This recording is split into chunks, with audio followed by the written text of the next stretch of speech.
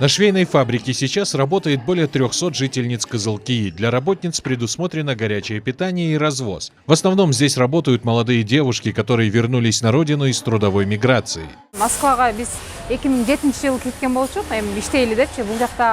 В 2007 году мы уехали на заработки в Москву. Тогда здесь не было таких фабрик. После 10 лет там мы вернулись. Даже несмотря на сравнительно меньший заработок, дома все же лучше.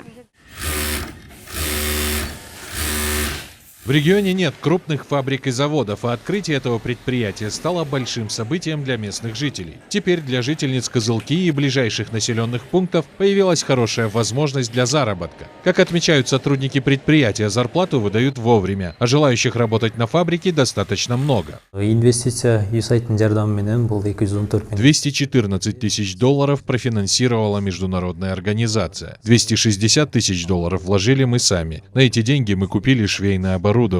Основная наша цель – это сокращение миграции, предоставление новых рабочих мест.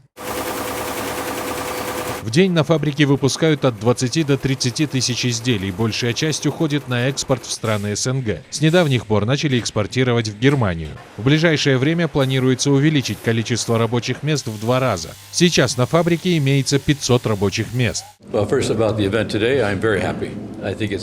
Девушки и женщины, которые работают здесь, очень рады тому, что им не нужно ехать на работу далеко. У них и так непростая жизнь, много забот по хозяйству. В будущем планируется содействовать открытию таких предприятий и в других областях. Одежда, производимая фабрикой, соответствует всем международным стандартам. Для увеличения ассортимента периодически приглашаются технологи из-за границы, которые обучают своих местных коллег.